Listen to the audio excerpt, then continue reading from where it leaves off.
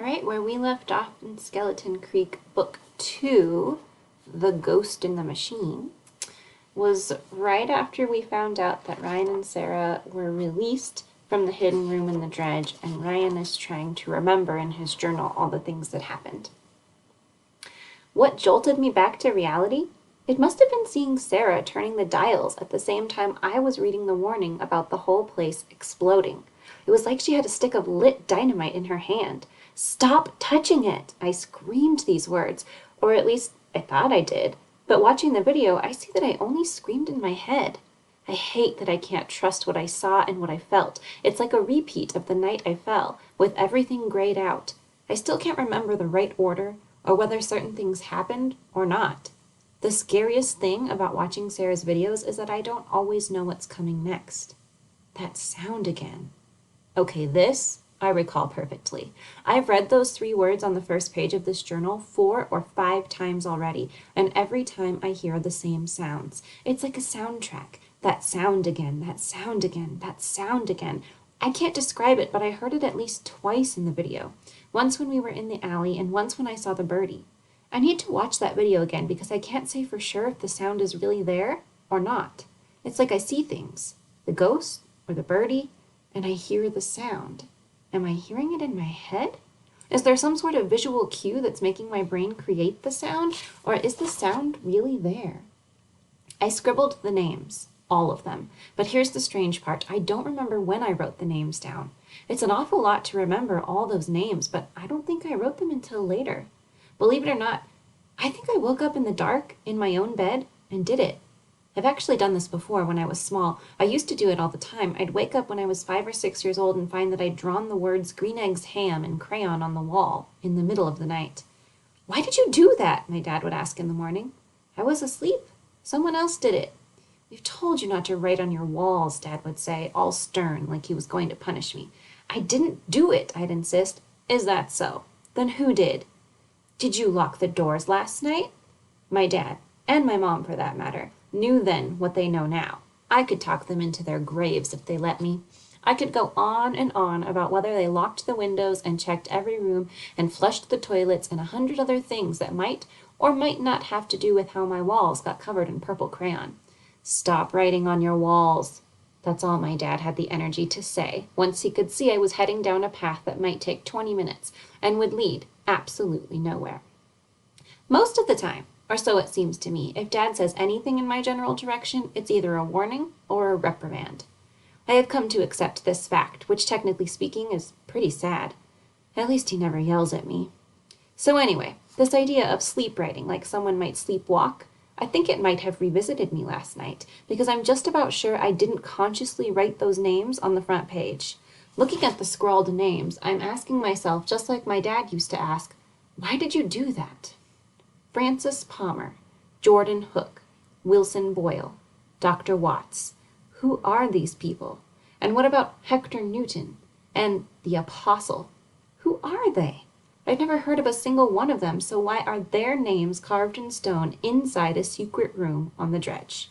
And while we're at it, why is my dad's name hidden in that room right under Joe Bush's name and the local librarian? Sarah's eyes are big. She's terrified. I couldn't see it, I only felt it. I'm glad I didn't see old Joe Bush for myself when we were trapped in the secret room. I'm glad I was wedged in there facing the wall, so I couldn't turn around. Seeing a ghost on video is bad enough. I don't need to see it in person. Later, in the car, I sort of remember this conversation now. Sarah said it was the scariest thing she'd ever seen, like whatever terrible thing was out there had her trapped and wanted her dead. She said the ghost of old Joe Bush sniffed the air, which I didn't really get from watching the video, but that's how she felt about it. When he leaned in, she saw his face and almost screamed. She'd wanted to scream, but old Joe Bush was almost touching the back of my head, and she was completely paralyzed with fear. I remember something else now. Something horrible. I remember at that moment it felt extra cold, like a giant block of ice was about to touch the back of my neck. But I didn't turn around. I didn't get to see it until I watched the video a few minutes ago. The more I remember, the more I wish Sarah had never shown it to me. There's a big gap now, a whole section I just don't remember at all. I don't remember getting out of the secret room, or coming to the stairs and insisting once again that I couldn't go down. I don't remember racing through parts of the dredge I'd never seen before, or cowering in the corner. I absolutely don't recall getting back up and making myself hobble forward until we came to the way out. Don't make me come looking for you. A message smeared on the door, the kind of words that say, don't you dare tell the cops, don't tell your parents, don't trust anyone in this town, and most of all, don't ever come back into the dredge again. That I remember. I remember it more than anything else from last night, for the worst possible reason. I remember it because when I woke up this morning, I got out of bed and shuffled over to my desk. When I turned around, I saw that I'd scrawled those very words on the wall over my bed. It's very disturbing when you come to the realization that you've been awake without knowing it, doing bizarre things you can't recall. Then again, maybe I didn't write the message on the wall over my bed. It could be someone else's writing. I guess it could be my dad's, or Ranger Bonner's. Or more likely, the ghost of old Joe Bush followed me home so he could make sure I understood him the first time. Sunday, September 19th, 8:15 a.m. I just spent the last 20 minutes standing on my bed with a wet rag scrubbing words off the wall. Ink is a lot harder to wash off than a purple crayon. It's especially difficult because my leg is still killing me, and standing on my bed without falling off is a real trick. For some reason, the word don't was darker than all the other words, so it reads more like, don't make me come looking for you. But it didn't really matter because 20 minutes of scrubbing did almost nothing to remove the words. What I really need is some sandpaper and a can of paint. I moved my Dark Side of the Moon poster to cover the message. I haven't even noticed that poster for months and months. I think I only ever listened to Pink Floyd for about a week in the 8th grade to begin with. I have no idea why I still have it hanging in my room. My mom came in a few minutes later and stood over my bed staring at the poster I'd moved. I used to listen to that music when I was your age, she said. Did I ever tell you that? She'd told me, about 1,000 times, so I nodded. Why did you move it? I shrugged and changed subjects, hoping she wouldn't notice I'd pinned it up slightly crooked and try to fix it.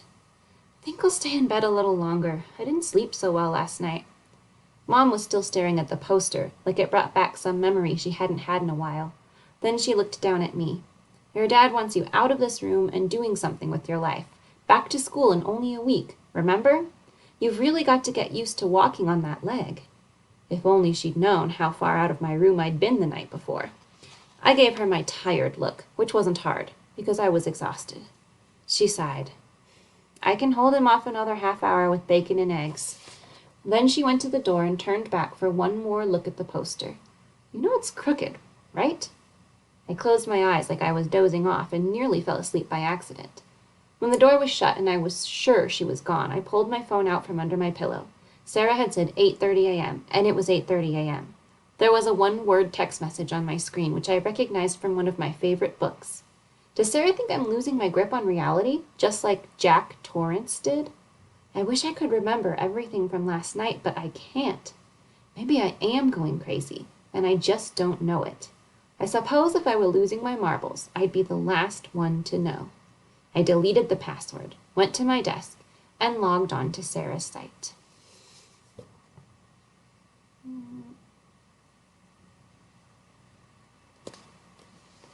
Alright guys, I'm going to type the password in here, and I'm going to try and record the video in this recording. However, I'm not sure if you're going to be able to hear it very well. So if it ends up you can't hear it on the recording, you can go to sarahfincher.com and put this password in yourself and watch it on your own. How late do your parents sleep on Sunday morning? Oh, no, sleep is not an hour. I'm sure so. No reason for that, right? So you're ready for this? The ghost of Joe Bush, or whatever we're dealing with, was watching us. Seriously, watch this. Okay? Something was watching us. You saw that? Panic button. That was too fast. So, I slowed it down here.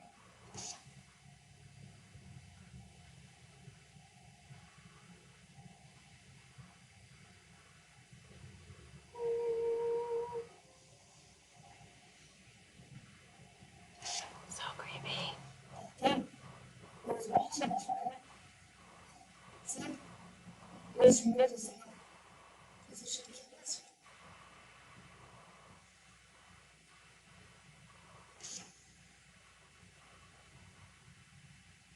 I didn't tell him about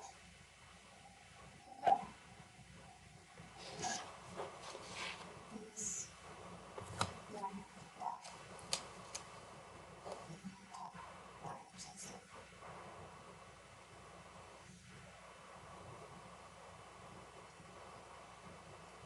As soon as I said, I'm like, what is it? It's about down one of the beds. I was going to start his answer here. And I don't know what it is. And he's talking about that.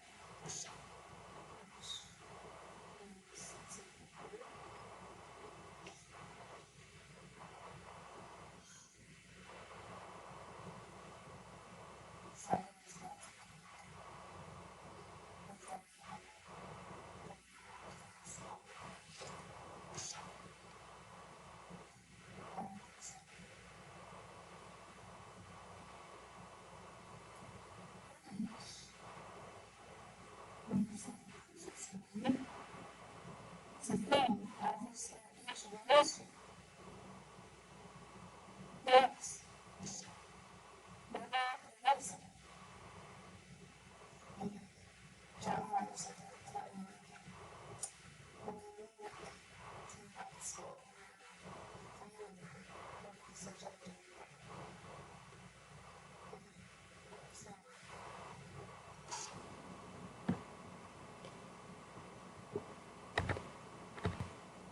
Dun dun dun.